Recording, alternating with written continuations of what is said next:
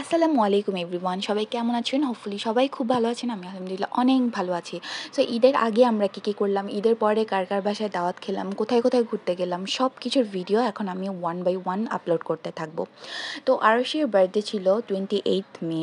আরশিকে আমি কিছুই দিতে পারিনি, সো ওর বার্থডের জন্য একটা ড্রেস তো গিফট করাই লাগে। তো যাই হোক, এটা আমাদের মিরপুর 10 শাহালি প্লাজাতে আমি ওহিকে নিয়ে চলে আসলাম। এটা ঈদের 2 দিন আগের ঘটনা। তো আমি খুবই কনফিউশন ছিলাম যে ওর ড্রেসটা আমি মনের মতো পাচ্ছিলামই না। হয় ড্রেস সুন্দর লাগে, সাইজে হয় না, হয় ড্রেস সাইজে হয় বাট ডিজাইন পছন্দ হয় না। আবার যদি সাইজ ডিজাইন দুইটাই ঠিক থাকে তাহলে প্রাইসটা ভালো লাগে না।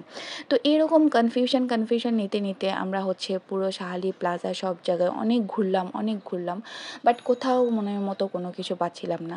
এই ফ্রকগুলো আমার অনেক পছন্দ হয়েছিল, সো এই ফ্রকগুলো আমি বেশি বেশি দেখছিলাম, কজ বাচ্চাদের আমার ফ্রক পরাতে খুব ভালো লাগে, খুবই ভালো লাগে। বাচ্চারা সারারা ঘাড়ারা থ্রি পিস কিংবা গাউন পরলে না আমার খুব একটা ভালো লাগে না। তো খুবই মর্মাহত শোকাহত হয়ে আমি কোনো ড্রেস পাচ্ছিলাম না। তো তারপর ওহিকে বললাম, ওহি আজকে আর পসিবল না, চল আমরা বাজারে চলে যাই, আমরা আগে বাজার করে নিই, পরের দিন আবার আসবো। পরে বললো মামুনি ঠিক আছে চলো। তো তারপরে যেই বলা সেই কাজে আমি স্বপ্নে চলে আসলাম, যেহেতু ঈদ চলে আসছে, সো বাজার টাজার তো করতেই হবে। তো এই জন্য আমি টুকটাক কিছু বাজার করলাম, চাল টাল চিনি টিনি অনেক কিছু নিলাম। নেওয়ার পরে ওহি আর আমি একটু ব্লগ করতেছিলাম। ওহিকে বললাম যে ওহি তুই একটু ব্লগ কর, আমি একটু বাজারটা কমপ্লিট করি। তো বললো আচ্ছা ঠিক আছে মামুনি। তো যাই হোক, আমি কিন্তু কোক বয়কট করে দিয়েছি অনেক আগেই। সো আপনারা যদি এখনও বয়কট না করেন প্লিজ আপনারা বয়কট করেন। যদিও ওদের অনেক ধরনের আইটেম আছে যেটা আমরা এখনও ইউজ করি, তারপরও একটা দিয়েই স্টার্ট করি।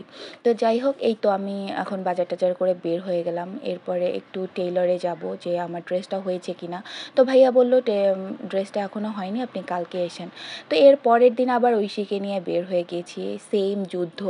আরশির ড্রেস পাচ্ছি না।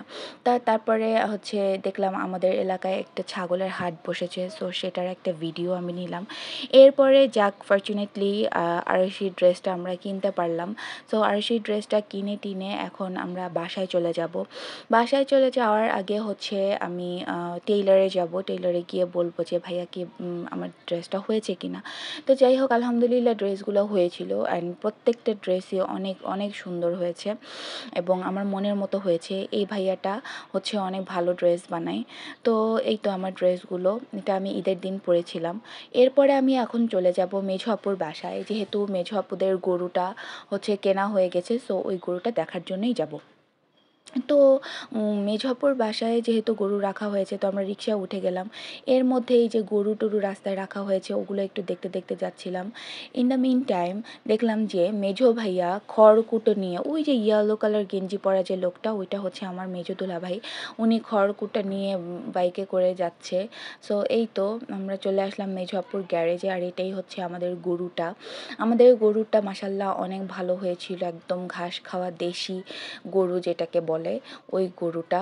অ্যান্ড এই বাকিদের গরু, পুরো গ্যারেজটা একটা গরু আর ছাগলের হাটে পরিণত হয়েছিল। সো এই সাইডে সব ছাগলদেরকে রাখা হয়েছিল, আর ওই সাইডে সব গরুদেরকে রাখা হয়েছিল। তো এই ছিল ছোট্ট একটা ব্লগ, ঈদের আগের দিনের ব্লগ। এরপরে আমি ঈদের ব্লগগুলোও নিয়ে আসবো। সো আজকে ভিডিওটা কেমন লেগেছে সবাই একটু জানাবেন। সো এই তো আজকে ভিডিওটা এই পর্যন্তই ছিল। সবাই ভালো থাকবেন, সুস্থ থাকবেন, অনেক দোয়া করবেন আমার জন্য। আল্লাহ হাফেজ।